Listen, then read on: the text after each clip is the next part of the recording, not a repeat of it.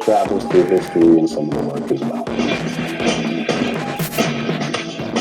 I started out in New York, came up in the 70s and 80s, broke out to California for the better part of the 90s, where I set up the brand and design studio out there. It's been a long road and full circle back to New York over the last 4 or 5 years. Had to kind of reinvent a lot of things, both the brand, where we stood as a design studio, and what I was doing personally, actually, as an artist. I really had to sort of roll up my sleeves and find a way to return back to the basics and the essence of it, where things really felt like they had my fingerprints on it, the way they always had in the beginning.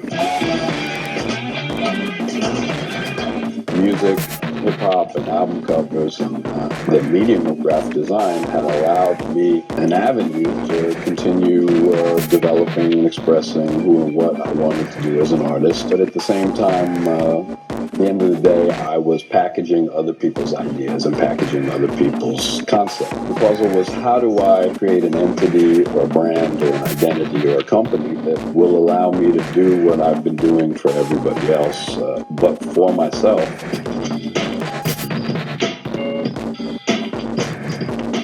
At that time in the early 90s when I arrived out there, what had been a surf skate sort of industry was morphing into a whole new